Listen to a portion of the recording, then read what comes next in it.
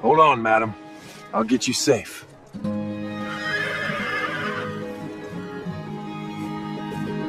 A cowboy rescued a woman from snow, then discovered she was carrying his future child. The howling blizzard almost drowned out the desperate cry for help, but Kellen Hawk Callahan's ears, attuned to the sounds of the wilderness, after years on the range, caught the faint human sound beneath nature's fury. It was December 1875 the untamed reaches of Wyoming territory, and the 8-year-old rancher had been foolish to venture out to check his cattle in the gathering storm. But something about that decision would alter the course of his life forever. Kellen pulled his horse to a halt, the animal's breath creating plumes of vapor in the frigid air.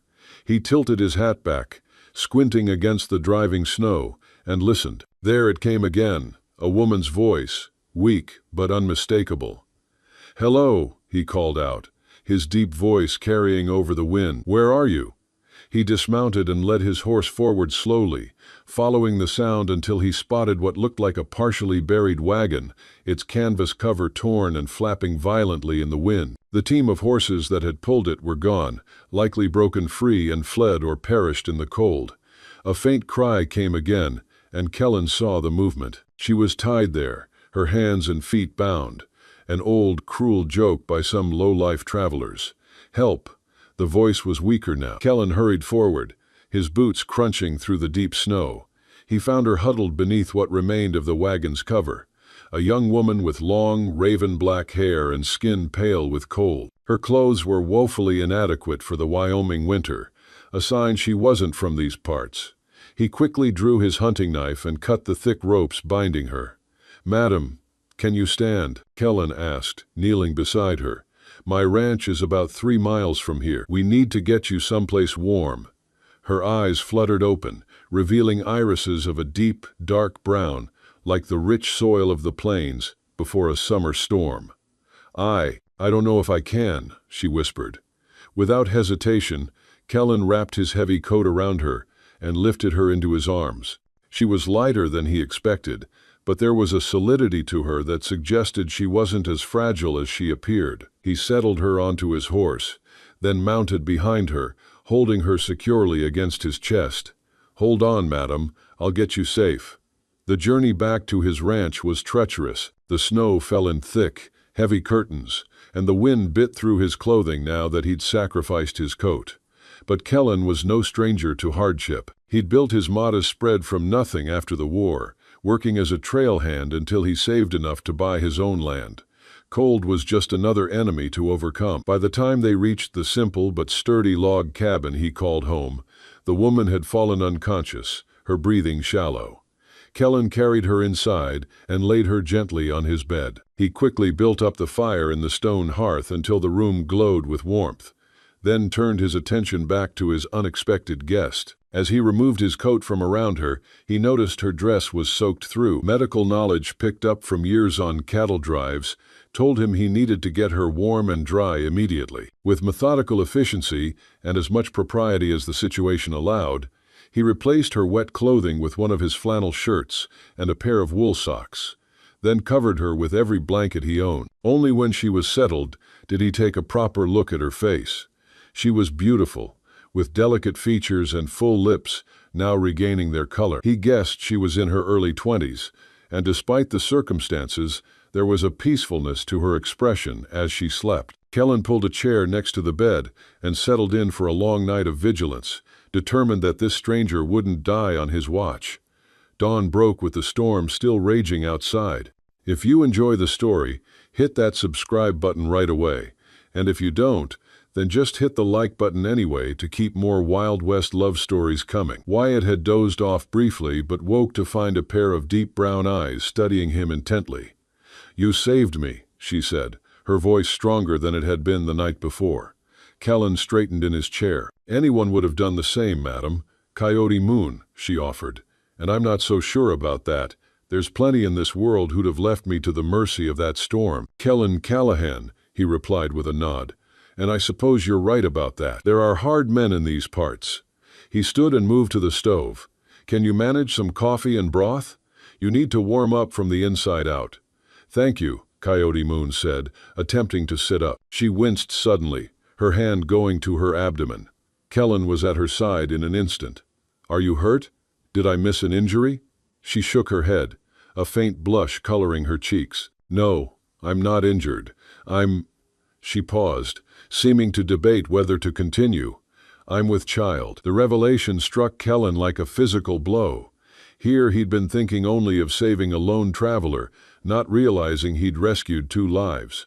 "How far along?" he asked, his voice gentler than before. "About 4 months," she replied, her hand protectively covering her belly. "It doesn't show much yet, especially under all these blankets." "The father?" Kellen began, unsure how to phrase his question. Coyote Moon's eyes hardened. "Is not in the picture. I was traveling to my cousin's home in Laramie. She's a widow with a boarding house. Said I could help her run it." Kellen nodded, not pressing further. Whatever her circumstances, judging her was not his place. "Well, you're welcome to stay here until the storm passes and you're strong enough to continue your journey." Over the next 3 days, the blizzard continued unabated, effectively trapping them together in the cabin. Kellen slept on a pallet by the fire, giving Coyote Moon his bed. They established a routine of sorts. He tended to his livestock in the barn during brief respites in the storm, while she, regaining her strength, insisted on cooking meals from his limited supplies. On the evening of the 3rd day, as they sat before the fire, sharing a simple supper of beans and cornbread, Coyote Moon finally spoke of what had brought her to this desolate stretch of Wyoming in winter. "His name was Elias," she said without preamble. "We met in Omaha, where I worked as a seamstress. He was charming, handsome, said he was passing through on business." She stared into the flames. "I believed him when he said he loved me, believed him when he promised marriage." Kellen remained silent, letting her words fill the space between them. "When I told him about the baby, he disappeared. Later, I learned he already had a wife back east." She laughed bitterly. "My parents disowned me. The shame of an unwed daughter with child was too much for their standing in the community. My cousin Martha was the only one who offered help." "That's a hard road for anyone," Kellen said finally, "but especially for a woman alone." Coyote Moon looked up at him, defiance flashing in her eyes. "I don't need pity, Mr. Callahan. I made my choices." "Not offering pity, miss," Kellen replied, "just acknowledging strength when I see it." Something in his words seemed to catch her off guard. The defiance in her expression softened, replaced by a tentative appreciation. "Tell me about your ranch," she said, clearly wanting to change the subject. "It seems a lonely life for a man on his own." Kellen leaned back in his chair, considering his answer. "It is lonely at times," he admitted, "but after the war, I crave the quiet. Saw too much death, too much suffering. Out here, a man answers only to himself and the land." "You fought in the war?" She nodded. "Union cavalry. Enlisted when I was 18, fought until Appomattox." "You must have seen terrible things," she said softly. "Yes," he replied simply, not elaborating. "Those memories were locked away, only occasionally breaking free in nightmares that left him gasping in the dark. But that's the past. Now I have this place, 200 acres, 40 head of cattle, a few horses. It's not much compared to some of the big outfits, but it's mine. I work it alone most of the year." "It sounds peaceful," Coyote Moon said, a wistful note in her voice. "It can be hard work, but rewarding." Kellen studied her face in the firelight. "And what about you? Is a boarding house in Laramie what you really want?" Coyote Moon sighed.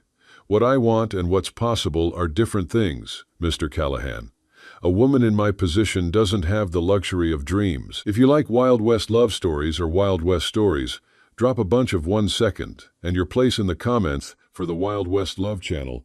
Tell me where you're listening from, so I don't feel so alone out here." The storm finally broke on the 4th day, leaving behind a pristine white landscape under a brilliant blue sky. Kellen ventured out to assess the damage to his property and check on his livestock. Miraculously, his small herd had weathered the blizzard in the shelter of a canyon, and his losses were minimal. When he returned to the cabin, he found Coyote Moon standing on the porch, wrapped in one of his blankets, her face lifted to the sun. "It's beautiful," she said as he approached. I've never seen such emptiness, yet it doesn't feel empty at all. That's Wyoming for you, Kellen replied, removing his gloves. Makes a person feel small and significant all at once. Your wagon, Coyote Moon said suddenly. Do you think it could be salvaged? My belongings. I'll head out tomorrow to take a look, Kellen promised. But I have to be honest, Miss Moon. From what I saw, there might not be much left to salvage. Her face fell. I understand. It's just, everything I had was in that wagon. Clothes for the baby. The little money I had saved. We'll figure something out, Kellen assured her, surprised by his own determination to help this woman he barely knew. The next day, Kellen rode out to the site of the overturned wagon. As he'd feared, it was beyond repair. The wooden frame splintered by the force of the storm. He managed to recover a small woven basket containing some of Coyote Moon's clothing and personal items, including a worn leather-bound book and a silver hairbrush. He was returning these to his saddlebag when he noticed a leather wallet half buried in the snow. Curious, he picked it up and opened it. Inside was a stack of banknotes, more money than a seamstress would likely possess, and a folded document. Unfolding it, Kellen found himself looking at a wanted poster. The face sketched on it was unmistakably Coyote Moon's, though she was identified as Winifred Gladstone. The charge: theft of $5,000 from the First Bank of Omaha. Kellen stared at the poster, his mind racing. The woman he'd rescued, the mother-to-be he'd been caring for, was apparently a fugitive. He should turn her in, or at the very least, confront her with what he'd found. Yet something held him back. Perhaps the memory of her vulnerable honesty by the fireside, or the protective way she cradled her unborn child. With a decision that would alter both their futures, Kellen tucked the wanted poster into his shirt and buried the wallet in the snow. Whatever Coyote Moon or Winifred Gladstone had done, he would give her the chance to explain before passing judgment. When Kellen returned to the cabin, he found Coyote Moon had prepared a hearty stew from his meager pantry supplies. She brightened at the sight of her recovered basket, but seemed to sense his changed demeanor. Is something wrong? She asked as they sat down to eat. Kellen considered his words carefully. Miss Moon, or should I say Miss Gladstone? The color drained from Coyote Moon's face. Her spoon clattered against her bowl. How did you? I found a wanted poster at the wagon site, Kellen said evenly. Stole $5,000 from a bank in Omaha. Coyote Moon's hands trembled as she placed them flat on the table. Are you going to turn me in? That depends on what you have to say for yourself. For a long moment, she was silent, her eyes downcast. When she finally spoke, her voice was steady despite her obvious fear. Elias wasn't just any businessman. He was Henry Williams, the bank president's son. When I told him about the baby, he offered me money, hush money, to go away quietly. Said his father would disown him if he married a nobody like me.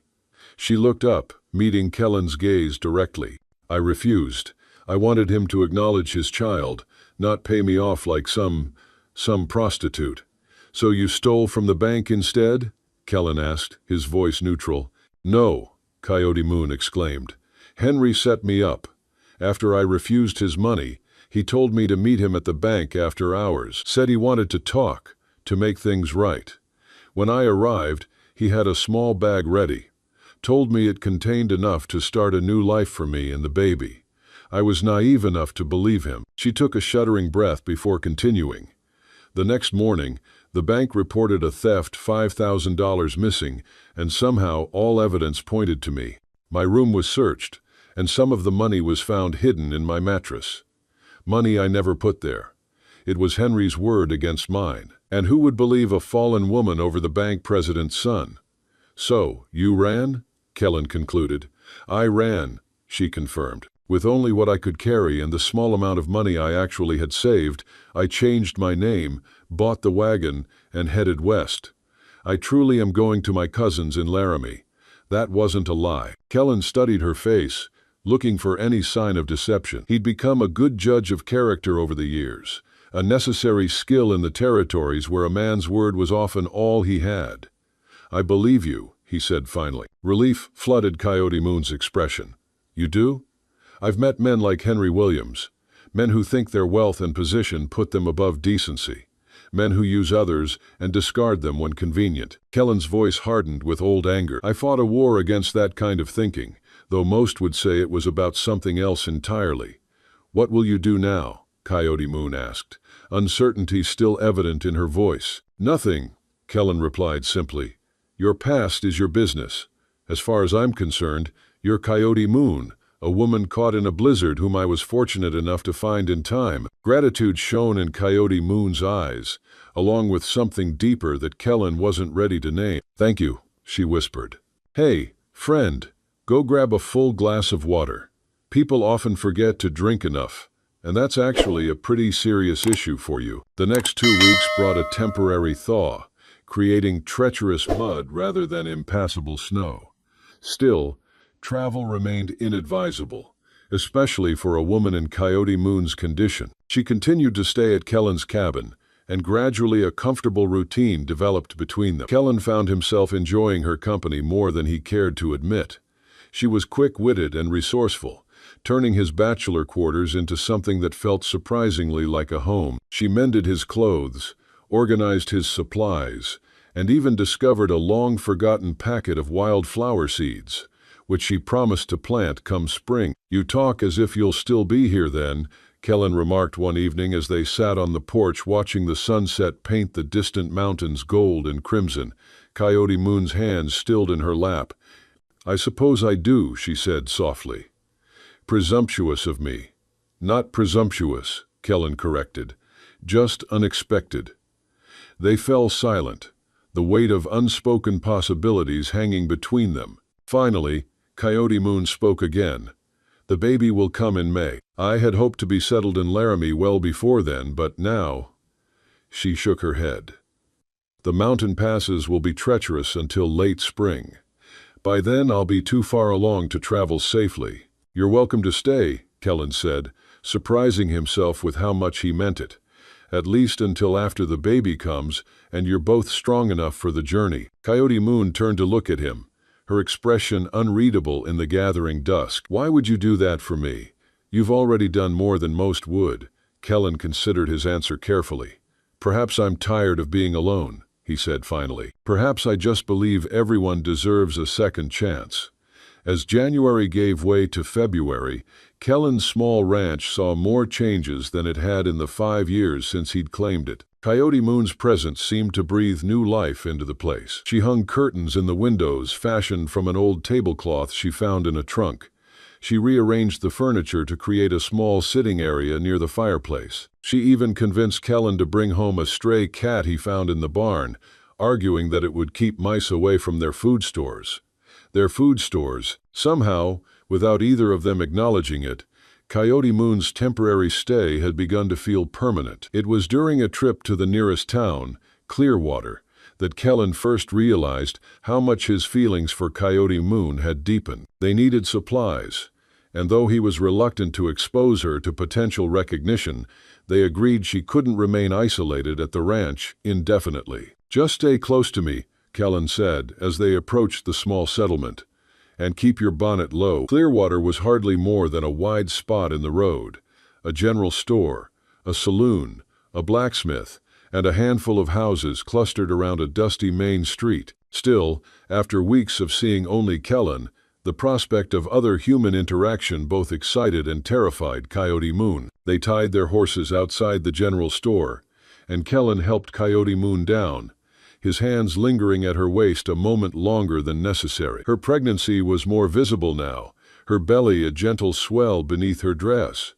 Mrs. Callahan, how wonderful to finally meet you. The enthusiastic greeting came from a plump woman emerging from the store, wiping her hands on her apron. Kellen stiffened beside Coyote Moon, but before he could correct the woman's assumption, Coyote Moon slipped her arm through his.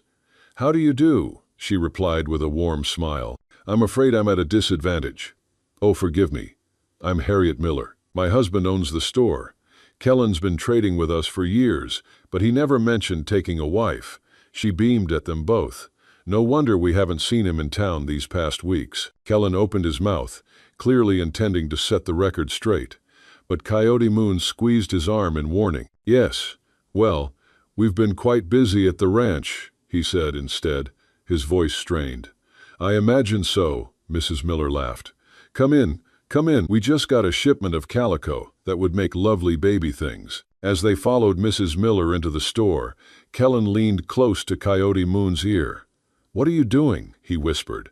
"Being practical," she whispered back. "A married woman draws less attention than an unwed mother to be traveling with a man who's not her husband." Kellen couldn't argue with her logic, but the ease with which she'd slipped into the role of his wife unsettled him. Not because it was unpleasant, quite the opposite. The idea of Coyote Moon as his wife felt surprisingly right, and that realization shook him to his core. If you're watching on television, don't hesitate, grab your phone and hit subscribe to my channel so you'll never miss out on our amazing characters. As February turned to March, the Wyoming landscape began to show tentative signs of spring. Patches of snow melted to reveal tender green shoots, and birds returned to nest in the eaves of the barn. Coyote Moon's pregnancy progressed, her belly now a prominent curve that she cradled protectively as she moved about the cabin. Kellen found himself increasingly drawn to her, not just physically, though he couldn't deny his attraction, but to her spirit, her resilience, her humor, her unflappable optimism in the face of circumstances that would have broken many. Often he caught himself watching her as she hummed a traditional song while preparing meals or reading by the fire, her face illuminated by the dancing flames. One evening, as a spring rainstorm lashed against the windows, Coyote Moon gasped suddenly and placed a hand on her stomach. Kellen was at her side instantly. "What is it? Are you in pain?" A slow smile spread across Coyote Moon's face. "No, not pain." "Here," she said, taking his hand and placing it on her rounded belly. "Wait." For a moment there was nothing. Then Kellen felt a distinct movement beneath his palm, like a butterfly's wing but stronger. His eyes widened in wonder. That's the baby." Coyote Moon nodded, her eyes bright with unshed tears. "He or she has been quite active lately.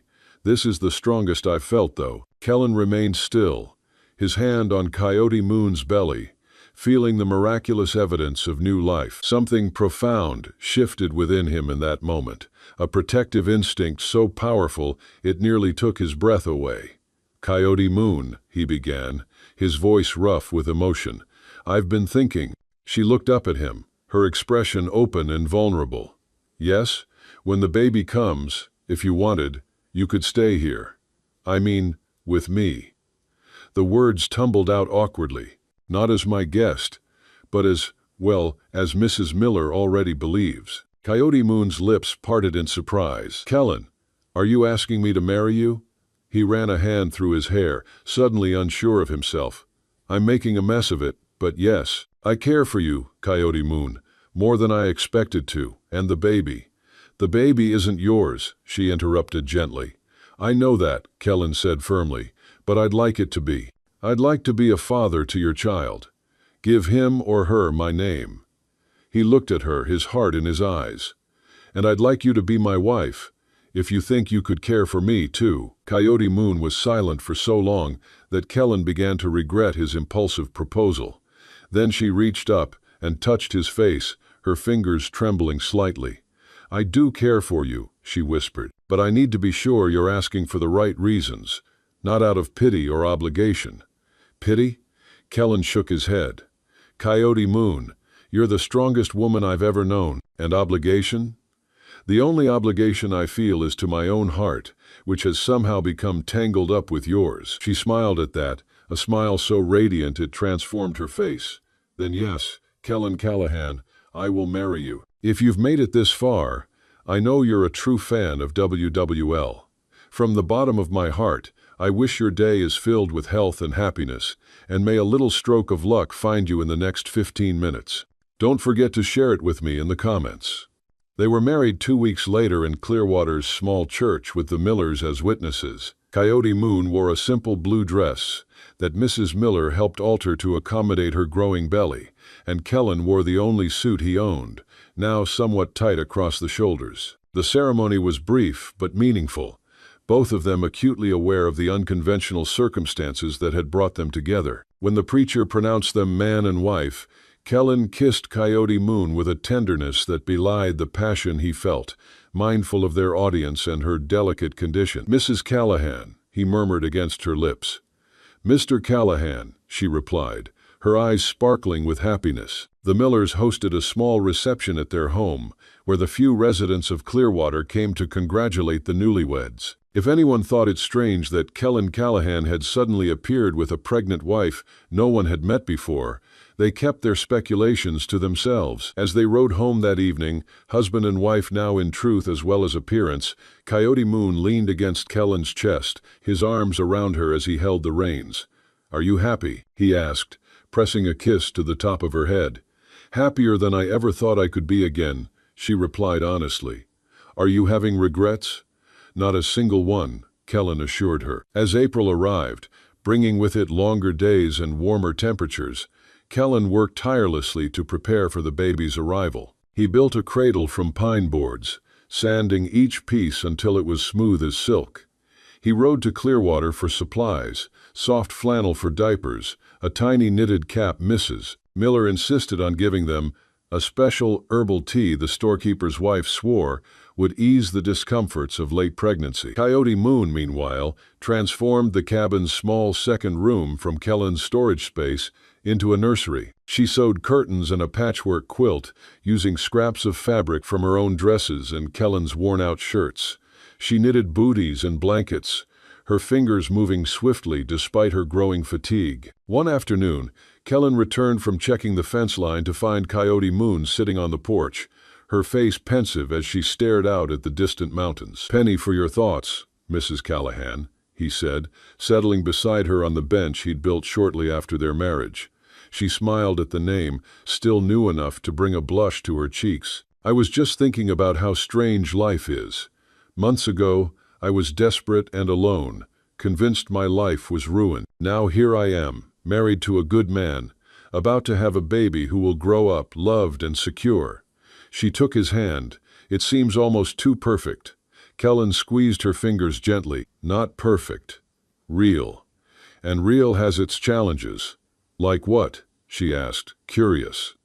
"Like the fact that I know next to nothing about babies," Kellen admitted with a self-deprecating smile. "Or that we'll need to expand the herd if we're going to provide properly for a growing family. Or that someday we'll have to decide what to tell our child about their birth father." Coyote Moon's expression sobered. "You've thought about that? Of course I have.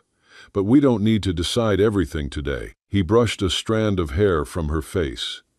"What matters is that we face whatever comes, together." She leaned into his touch.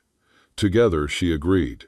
That night, as they lay in bed, Coyote Moon placed Kellen's hand on her belly, a ritual that had become precious to them both. The baby kicked vigorously, causing Kellen to laugh. "Strong little one," he commented. "Going to be a handful, just like his father," Coyote Moon said sleepily. The words struck Kellen deeply. He was going to be this child's father, not by blood, but by choice and commitment. The responsibility was enormous, but so was the joy it brought him. "I love you," he whispered, saying the words aloud for the first time, though he'd felt them for weeks. Coyote Moon's eyes opened suddenly, alert. "Say that again." "I love you," Kellen repeated, more confidently this time. "I think I have since I found you in that blizzard." Tears welled in Coyote Moon's eyes. "I love you too," she whispered back. "So much it frightens me sometimes." Kellen gathered her as close as her belly would allow. "Nothing to be frightened of," he murmured against her hair. "I'm not going anywhere." May arrived with an explosion of wild flowers across the Wyoming plains. The ranch was busy with spring calving, and Kellen hired 2 local boys to help, aware that Coyote Moon's time was approaching and he would need to be available when the baby came. Dr. Simmons, Clearwater's elderly physician, had agreed to attend the birth, though he warned them that spring brought its own medical emergencies and he might be called elsewhere. As a precaution, Mrs. Miller had been teaching Coyote Moon what to expect and how to manage if the doctor couldn't arrive in time. On the 15th of May, a day of particular beauty with clear skies and gentle breezes, Coyote Moon was hanging laundry on the line when she felt the first contraction. It wasn't particularly painful, more a tightening that reminded her of the practice contractions she'd been experiencing for weeks. She continued her task, but when another came just 10 minutes later,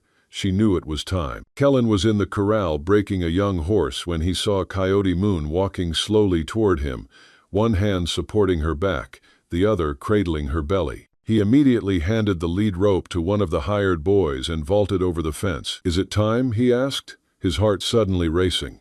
Coyote Moon nodded, her face a mixture of excitement and apprehension. "I think so.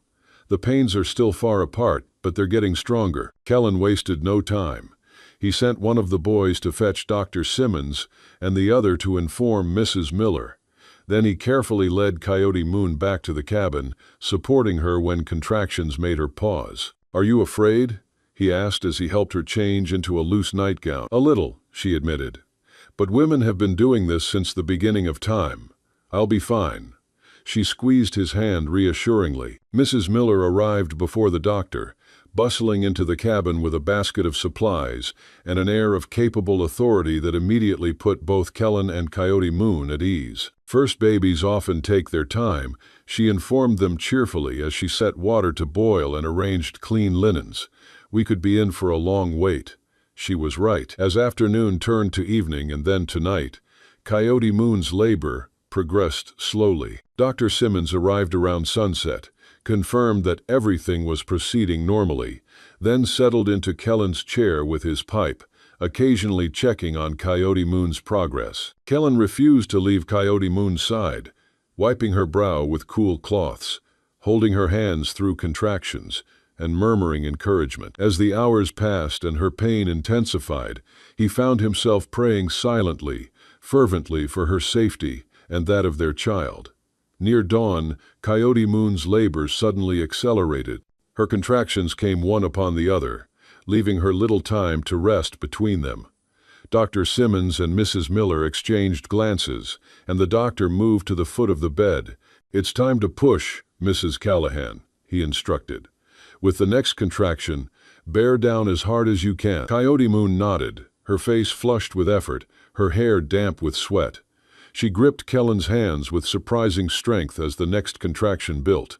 "You can do this," Kellen encouraged her. "You're the strongest person I know."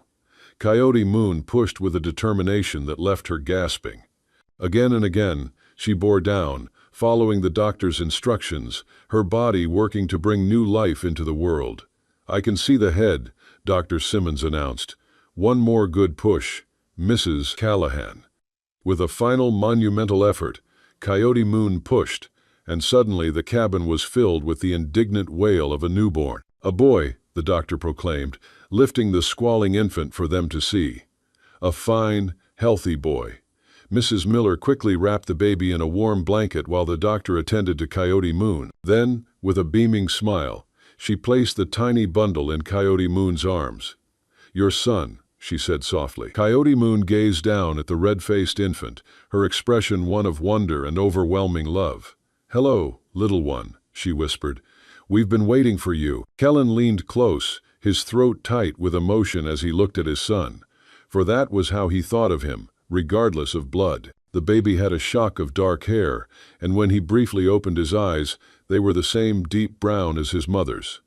"He's perfect," Kellen managed, his voice rough. "Would you like to hold him?" Coyote Moon asked, her smile radiant despite her exhaustion. With careful hands, Kellen took the swaddled infant, cradling him against his chest. The baby quieted, seeming to study Kellen's face with solemn intensity. "What shall we name him?" Kellen asked, unable to tear his gaze away from his son. Coyote Moon had been considering names for months, but had waited for this moment to decide. "Zachary," she said. "Zachary Kellen Callahan." "Zachary," Kellen repeated, testing the name. "I like it." As Mrs. Miller and the doctor discreetly cleaned up and prepared to leave, promising to return later to check on mother and child, Kellen sat on the edge of the bed, still holding Zachary. Coyote Moon rested against the pillows, tired but glowing with happiness. "Thank you," Kellen said, his voice low with emotion. "For what?" Coyote Moon asked. "For him, for trusting me, for making me a father." He looked at her, his love evident in every line of his face. For everything. In the weeks that followed, Kellen and Coyote Moon adjusted to life with a newborn. Zachary proved to be a good-natured baby with a hearty appetite and a fascination with his father's deep voice. Kellen would walk the floor with him at night, giving Coyote Moon a chance to rest, singing old trail songs and telling stories of cattle drives and cavalry charges. By midsummer, life had settled into a new rhythm. Coyote Moon regained her strength quickly, and soon she was back to helping with ranch chores, often with Zachary strapped to her chest in a sling. Mrs. Miller had shown her how to make. The baby thrived, growing plump and alert, his eyes following his parents' movements with increasing awareness. One evening in late July, as they sat on the porch watching the sunset, Zachary asleep in his Hold cradle on, madam. beside them, I'll get you Coyote safe. Moon broached a subject that had been on her mind. Kellen, do you ever think about what might happen if someone recognizes me? If word gets back to Omaha? Kellen had considered this possibility many times. I do, he admitted. But the longer we're here, established as husband and wife with our son, the less likely anyone is to question who you were before. But if they did, then we'd face it together, Kellen said firmly. You're my wife now, Coyote Moon Callahan, not Winifred Gladstone. I'd stand by you no matter what. She leaned against his shoulder, comforted by his unwavering support. I want to tell you something I've never told anyone, she said. After a moment, Kellen waited, giving her time to find her words. That night at the bank with Henry, I did take some money. Not $5,000, not even close, just a few hundred that he gave me directly. She looked up at Kellen, her expression earnest. I was desperate, and I believed him when he said it was a gift, not stolen. But I've carried the guilt of it ever since. Kellen considered this confession. You were betrayed by someone you trusted, someone who then framed you for a much larger crime. Taking what he offered doesn't make you a thief, Coyote Moon, doesn't it? She asked softly. No, Kellen said with certainty. It makes you human. We all make choices in desperate moments that we might not make otherwise. Coyote Moon seemed to accept this, her shoulders relaxing as if a weight had been lifted. I want to be worthy of you, she said. Of the life we're building. You already are, Kellen assured her, drawing her close. More than worthy. As summer faded into autumn, the ranch prospered. Kellen's careful management had resulted in a healthy calf crop, and cattle prices were strong. For the first time, he hired a permanent hand, a steady, middle-aged cowboy named Frank, who had worked the big outfits, but was looking for something more settled as he aged. With the additional help, Kellen was able to spend more time on improvements to the ranch house. He added a proper bedroom for Zachary, who at 4 months was outgrowing his cradle. He built a covered porch across the back of the cabin where Coyote Moon could sit and shell peas or mend clothing while watching him work. He even started construction on a small schoolroom, though it would be years before Zachary would need it. Planning ahead? Coyote Moon teased as she brought him a glass of water one afternoon while he worked on the new addition.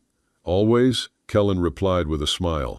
Besides, this room might be needed for more than just Zachary someday. Coyote Moon blushed at the implication. They had resumed marital relations after Zachary's birth, and the possibility of more children was something they both welcomed. I'd like that, she said softly. A brother or sister for Zach. As if on cue, Zachary gurgled from his blanket spread beneath a nearby tree where he was practicing rolling over, a skill he'd recently mastered and seemed inordinately proud of. He's growing so fast, Kellen observed, setting down his hammer to join Coyote Moon in watching their son. Hard to believe he was ever that tiny bundle you placed in my arms. He adores you, Coyote Moon said, her heart full as she watched Zachary's face light up at the sound of Kellen's voice.